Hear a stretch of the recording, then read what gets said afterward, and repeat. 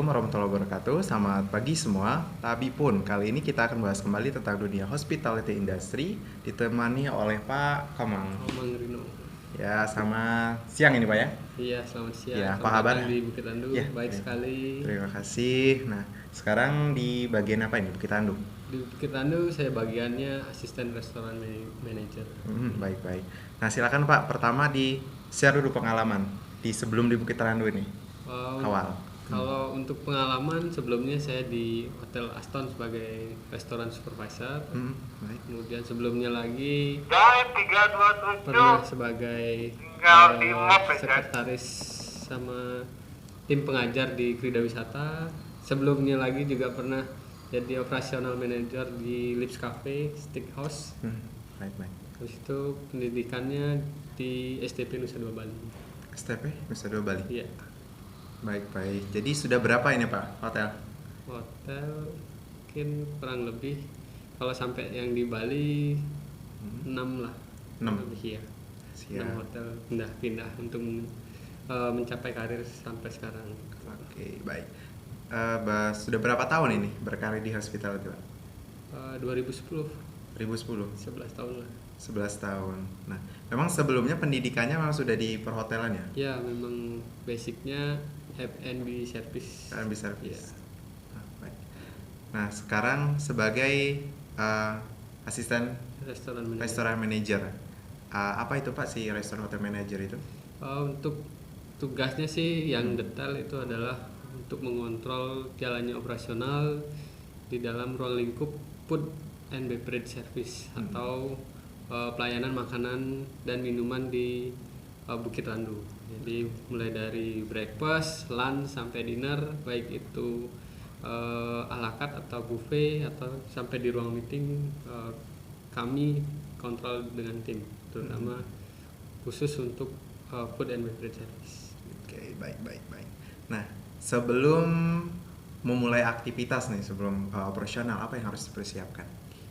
Yang pertama sebelum kita mulai harus grooming sih. Jadi penampilan yang sebelum kita melaksanakan aktivitas operasional di FP Service, karena itu langsung bertemu dengan tamu, jadinya penampilan yang harus diutamakan. Jadi kalau mulai dari atas sampai bawah itu jangan sampai nantinya nggak membuat percaya diri kita, terus kemudian mengganggu, terutama aroma badan, bau badan jangan sampai mengganggu tamu. Kemudian hal-hal yang detail lainnya setelah grooming baru ke persiapan. Jadi peralatan dan lain-lain sudah disiapkan sebelum operasional berjalan. Jadi ketika tamu meminta suatu apapun itu kita sudah siap. Oke, baik. Nah, kemudian untuk mengatur schedule itu seperti apa Pak? Misalkan ada karyawan kan biasanya pimpinan itu ada bawahnya mengatur schedule itu seperti apa?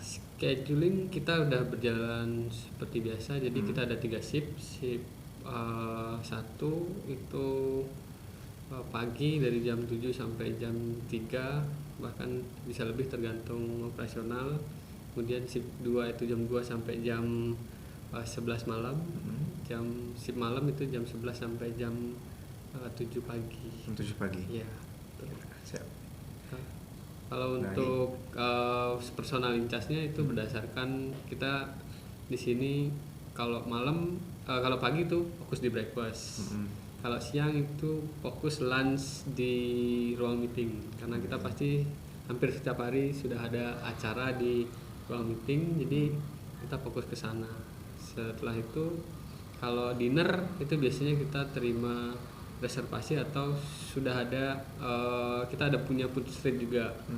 Jadi food street itu kalau yang menengah ke atas itu bisa ke Randu Resto atau ke coffee shop, makanannya western dan nasional. Kalau food street itu kalangannya menengah ke bawah. Jadi harganya juga murah, sama seperti pinggir jalan, cuma kualitasnya bintang 4 gitu. Jadi harganya pun berkisaran mulai dari 11.000 sampai 80.000 yang paling mahal. Baik. Ya, setiap hari apa itu? Kalau food street itu setiap hari. Setiap hari. Setiap malam dari jam 5 sampai jam 10 malam kalau sekarang. Jam 10 malam. Nah, jadi untuk misalkan ada pengunjung nih datang Pak, bagaimana tentang sertifikat CHSE karena kita kan saya masa pandemi itu Iya. sekarang. Kalau sertifikat kita malah yang paling pertama di Lampung itu sudah uji sertifikatnya, kita berhasil mendapatkan. Kalau nilai saya lupa ya, yang pasti yang baik lah, karena kita hampir sebagai contoh, karena yang lain belum memulai kita sudah dapat sertifikatnya duluan. Iya. Untuk Nah, Bukit Randu. jadi bagi rekan-rekan yang mau berkunjung ke Bukit Randu tidak perlu khawatir ya Pak ya, karena sudah sertifikatnya dan protokol sudah diterapkan. Protokol, jadi setiap masuk ke sini itu harus cek suhu dulu. Itu aja sih. Oke, baik-baik. Nah, kenapa memilih berkarir di hospitality industry, Pak? Karirnya sangat cepat. Karena di karir hospitality itu terutama di perhotelan itu kita cara untuk paling cepat karirnya adalah lebih banyak pengalaman, itu akan membuat kita bisa memahami segalanya dan cepat naik jenjang. Nah, kalau di kepolisian atau lain kan itu ada jangka waktu 5 tahun dulu baru bisa naik karir. Nah, kalau di hospitality setahun sudah menguasai satu bidang, kemudian pindah ke satu bidangnya lagi, nah akhirnya menguasai 2 bidang, bisa naik level jabatan. Nah, tapi diimbangi dengan attitude yang bagus gitu. Baik-baik. Itu Nah, sih. siap. Nah, apa ini Pak yang berkesan selama berkarir di hospitality industry? Yang berkesan pertama terutama di bidang F&B ya, kita sangat banyak pengetahuan tentang makanan dan minuman. Jadi di mana kalau kita punya mindset pengusaha itu sangat bagus sekali setelah kita berkarir di sini ataupun sedang berkarir di sini. Kalau mau buka usaha tempat di luar yang kita tekuni yaitu tentang makanan dan minuman, itu sangat mungkin. Jadi bisa bekerja, bisa buka usaha. Walaupun kalau kita mungkin sudah jenuh di dunia industri perhotelan, ya kita buka usaha sendiri sudah mampu untuk menjalankan itu, karena sehari-hari kita mulai dari kontrol makanan, minuman, kemudian rasa itu sudah standar sekali. Ketika kita sudah punya usaha sendiri, ya pasti akan berjalan dengan maksimal. Baik. Itu sih kesannya. Siap. Nah, kalau bagaimana cara mengatasi misalkan setiap operasional pasti ada kendala ya Pak ya? Misalkan ada tamu komplain tentang makanan, bagaimana cara menghandle itu? Kalau di dunia hospitality itu sudah ada standarnya untuk menangani keluhan tamu. Yang pertama pasti dengarkan dulu apa keluhan tamu. Jadi jangan sampai kita banyak berargumen tentang keluhannya, dengarkan saja dulu. Setelah walaupun marah, walaupun pelan, tetap kita terima dengan bagus. Kemudian setelah dengarkan, kita pahami dulu apa masalahnya.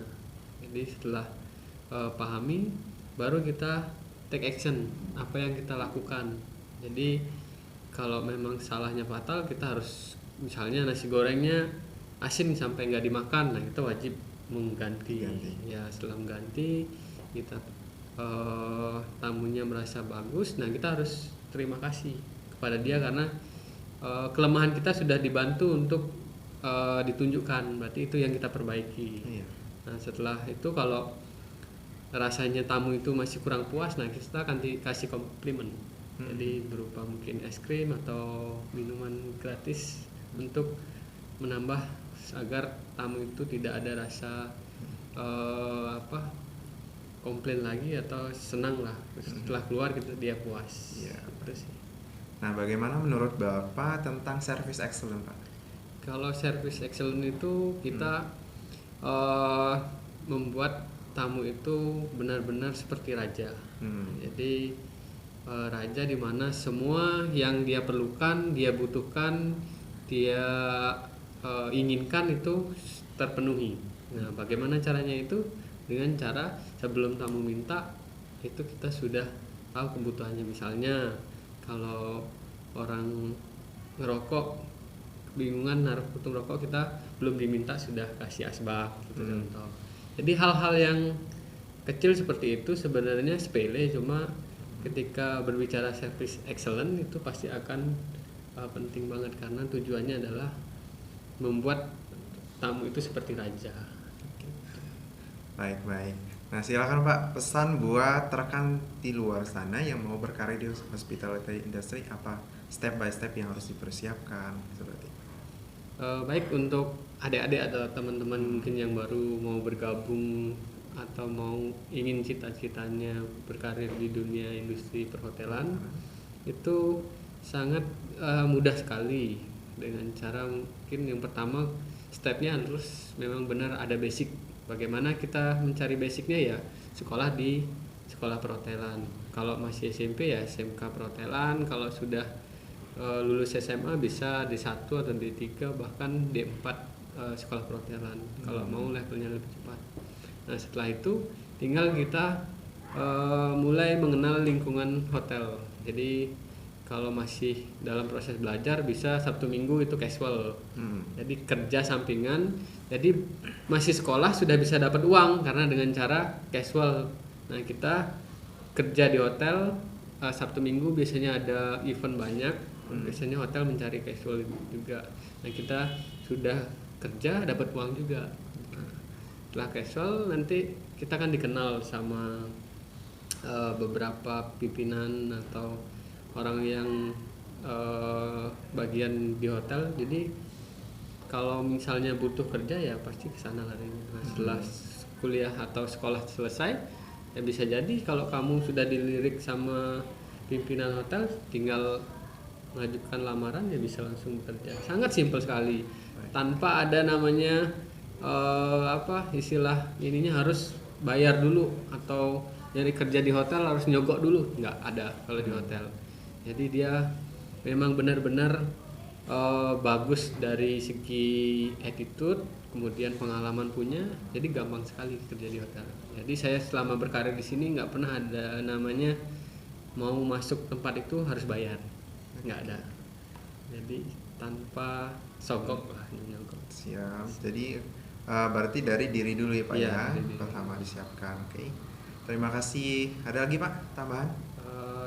Itu aja sih. Tapi yang pasti walaupun di musim pandemi ini kita tetap di dunia pariwisata terus berinovasi supaya tamu-tamu yang tadinya takut untuk berkunjung ke hotel kita pastikan itu standar COVID-nya luar biasa banget di hotel karena sanitizer di mana-mana, kemudian cek suhu, jadi dipastikan aman.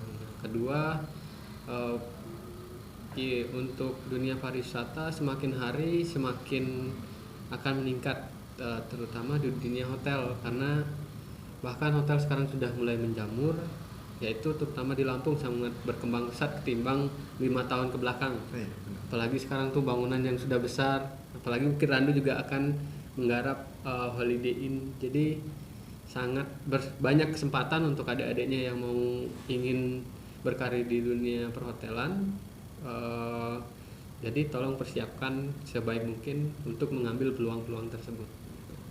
Itu aja sih dari saya, Pak. Siap. Terima kasih Pak sudah berbagi informasi tentang pengalamannya di hospitality industry. Sampai ketemu lagi di video selanjutnya. Kami akhiri. Selamat Selamat siang.